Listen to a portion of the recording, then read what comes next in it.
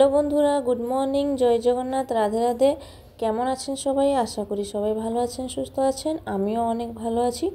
দেখো আজকে সকালে রোদটা কত জোরে উঠেছে, সেটাকেই আপনাদেরকে দেখাচ্ছি। আজকে সকাল সকাল প্রথমে সানলাইটটা দেখুন কত জোরে। আর এখানে দেখো আমার চাঁদ সকালে চলে এসছে। তো চলো আজকের দিনটা কীরকম কাটাচ্ছি আপনাদের সঙ্গে শেয়ার করতে আবার একটা নতুন ভিডিওর সঙ্গে হাজির হয়েছি। আশা করি প্রত্যেকটা ভিডিওর মতন এই ভিডিওটাও আপনাদেরকে খুব ভালো লাগে থাকবে। তো এখানে দেখো আমার পুজো শেষ হয়ে গেছে। আজকে হতে চৈত্র মাসের শেষ মঙ্গলবার। তো প্রথমে তো আমার বাড়ির পুজোটা আমি আপনাদের সঙ্গে এখন অবধি শেয়ার করিনি, তাই জন্য আপনাদেরকে ক্ষমা চাইছি। তা আজকে শেষ মঙ্গলবার, তো আমরা বেরিয়ে পড়বো আমার বাড়িতে যাওয়ার জন্য, আর মন্দিরেও যাব। এই 2-3 দিন তো মন্দিরে যাওয়া আসা করে করে লাইনে দাঁড়িয়ে তো আর বলো না, যা ক্লান্ত লাগছে।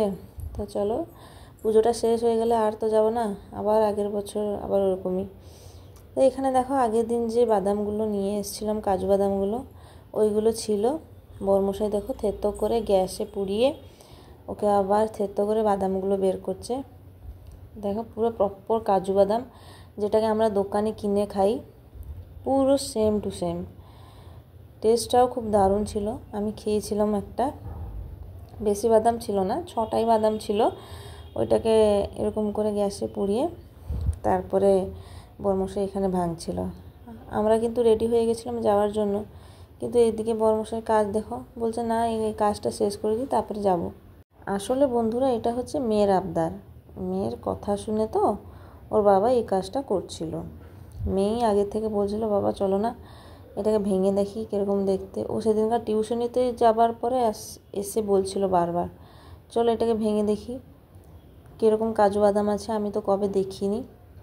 তাই ওর মেয়ের কথা রেখে ওর বাবা এই কাজ করছিল।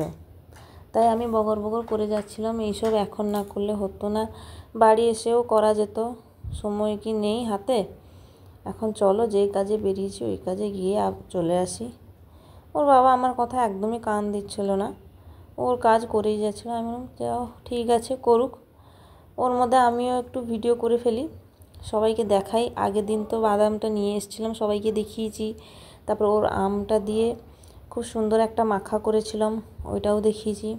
তাহলে বাদামগুলো কেন বাদ রাখবো।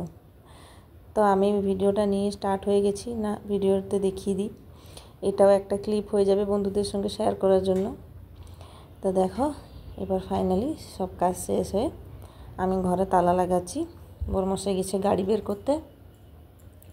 আর এখানে আমরা চলে এসেছি মা দক্ষিণকালীর মন্দিরে। যখনই জগন্নাথের মন্দির যাও না কেন মায়ের মন্দিরটা আগে পড়ে। আর মাকে আমরা মঙ্গলবার শনিবার যেরকম হলেও আমি যাই দর্শন করতে।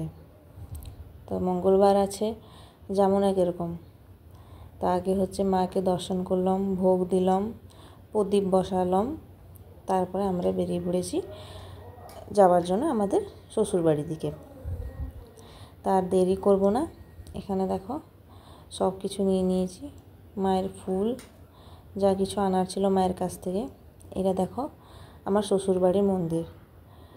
কাউকে তো দেখাতে পারছি না, সেরকম কেউ ক্যামেরার সামনে আসতে চায় না, আর কেউ ছিল না, যে যার সব পুজো, তো যে যার সব কাজে ব্যস্ত ছিল। এটা তো লাস্ট পুজো ঘরে, তাই কে কোথায় চলে গেছিলো, কাজে অনেক ব্যস্ত ছিল। তো আমি কাউকে ক্যামেরার সামনে আনিনি, আরও অনেক সময় আছে আপনাদের সঙ্গে শেয়ার করব, সবাইকে পরিচয় করাবো। তো এখানে দেখো আমার মা মনসা, মা মঙ্গলা সবাই আছে। এটা হচ্ছে আমার শ্বশুরবাড়ির ঠাকুর ঘর, অনেক পুরনো এই মায়ের মূর্তি, অনেক পুরনো।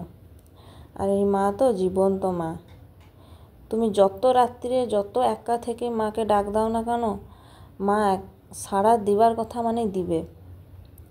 তুমি যত রাত্রিরে তুমি যেখানে থাকো, যত প্রবলেমে থাকো, তুমি যদি মন থেকে মাকে একবার ডেকে দাও না, দেখবে মা তোমার পাশে থেকে হ্যাঁ বলে সাড়া দিবে। এত জাগ্রন্ত মা।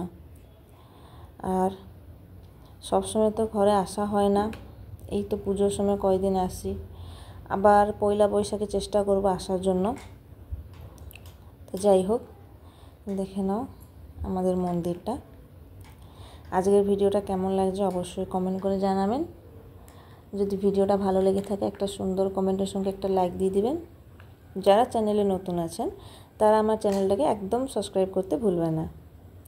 তো এইভাবে দেখো সবার সঙ্গে কথা বলে পুজো শেষ করে এবার হচ্ছে মন্দিরের দিকে রওনা দিয়ে যাক। আবার মন্দিরে গেছিলাম, আর এই দর্শনটা তো জগন্নাথের কাছে বেস্ট দর্শন ছিল।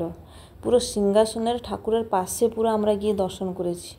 সে ভিড় হোক যাই হোক না কেন, এত সুন্দর দর্শন আমি কখনো করিনি। আমি নিজে পুরীর বাসিন্দা হয়ে আমি এরকম দর্শন কবেও করিনি। পুরো সিংহাসনের পাশে গিয়ে প্রভুকে দর্শন করেছি, 3 ঠাকুরকে। মানে এত ফিলিংসটা তখন আর বললে বোঝাতে পারবো না আপনাদেরকে। আমার জীবন তো যেরকম সার্থক হয়ে গেল সেইটাই আমি বলবো খালি। মহাপ্রভুর তখন সব নীতি চলছিল, তখন বাজে দিন 12টা, যেটা কি মহাপ্রসাদ সব ঠাকুরের কাছে রেডি হয় ভোগ হওয়ার জন্য। তো দেখেছিলাম, খুব সুন্দর লেগেছে, খুব আনন্দ। এর মধ্যে দেখো আমি তো কিছু রান্না করিনি, শুধু ভাত বসিয়ে চলে এসেছি। আর যা রোদ পড়েছে, বর্মশাই বললো চলো একটু দই নিয়ে যাই, আর এখানে কিছু একটা শশা পেলে আর কিছু পেলে নিয়ে দই পান্তা করে আজকে খাওয়া যাক। আমি বললাম ঠিক আছে। আর এই যে সব দেখছো না, এই যে মাসিটা বিক্রি করছে, এই সব গ্রাম থেকে এনে বিক্রি করে। উড়িষ্যায় তো শহর নেই, গ্রামও আছে। যেরকম আমাদের কলকাতায় শহর আছে গ্রাম আছে, সেরকম উড়িষ্যায়ও শহর আছে গ্রাম আছে। তো এই মাসিটা গ্রাম থেকে সব কিছু এনে বিক্রি করে, আবার সন্ধেবেলা ট্রেনে উঠে গ্রামে চলে যায়। দেখো কত সুন্দর সুন্দর জিনিস। যা আর একটু আগে গেলে তো যা খুঁজবে তাই পাবে। শাক থাকে, মোচা থাকে, থোড় থাকে, যেইটা খুঁজবে সেটা পাবে। তো এর মধ্যে আমরা কি কি নিয়ে এসেছি আপনাদেরকে দেখাচ্ছি। এই দেখো ঘরে চলে এসেছি, যা গরম, ওর মধ্যে তো ভূত হয়ে গেছি। ক্যামেরার সামনে শুধু আমি এরকম দেখা যাচ্ছিলাম, মুখটাকে ধুয়ে দিলে যা দেখা যাবে আর কি বলবো। আর এখানে দেখো ওই মাসিটার কাছ থেকে নুন আর লঙ্কার গুঁড়ো মিশিয়ে শশাটাকে ভালো করে বানিয়ে দিয়েছে।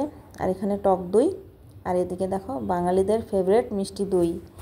এখানে আমাদের একটা বাঙালি মিষ্টি দোকানও আছে, ওই কাকুটা আমাদের ঘরের কাছে, কারিগররাও আছে, খুব সুন্দর মিষ্টি বানায়। তো ওখান থেকে 2টো মিষ্টি দই নিয়ে চলে এসেছিলাম, আর টক দইও এনেছিলাম। দেখাবো আজকে কীরকম প্রসেসিংকে আমি পান্তাটা বানাচ্ছি। আর এদিকে দেখো আমি যখনই দই আনি আমার গপ্পু সোনার কাছে আমি একটা রেখে দিই, তারপরে ভোগ চড়িয়ে নিয়ে চলে আসি। এখানে দেখো আমরা এখন মিষ্টি দই আগে খাচ্ছি, এদিকে যাব দই পান্তাটা বানাবো। দেখো কীরকম আমি বানিয়েছি। এখানে 3টে টমেটো নিয়েছি চাটনি করার জন্য। আর যে ভাতটা আমি দিনের বেলা বানিয়ে দিয়েছি ওইটা বেশ গরম ছিল। গরম থাকলে তো পান্তা ভাতটা খেতে ভালো লাগবে না, তাই এর জন্য পান্তা ভাতটাকে আমি ভালো ঠান্ডা জল দিয়ে ধুয়ে দিয়েছি। আর এখানে যে দইটা ছিল ওটা একটু তেল দিয়ে ফোড়ন দিয়ে ভালো করে দইটাকে দিয়ে দিয়েছি, আর একটু নুনও দিয়েছি, ফোড়ন দিয়ে দিয়েছি। যদি কারি পাতা থাকতো আরও ভালো হতো, শুকনো লঙ্কাও দেওয়া যেত, কিন্তু ঝাল হয়ে গেলে মেয়ে তো খেতে পারবে না। তো তাই জন্য আমি পান্তাটা বানিয়েছি। এর পুরো প্রসেসিংটা আপনাদেরকে দেখাবো। আর এই পান্তাটা তো সঙ্গে সঙ্গে ভাত রান্না করে পান্তাটা বানিয়ে খেলে ভালো লাগবে না, একদিনের অন্তত ভাত হয়ে থাকবে। যেন ধরে নাও আজকে রাত্রিবেলা আমি ভাতটা করে রেখেছি জল দিয়ে, কালকে ওই ভাতটাকে দই দিয়ে ফোড়ন দিয়ে যখন ওটাকে খাবে দেখবে খুব সুন্দর লাগবে।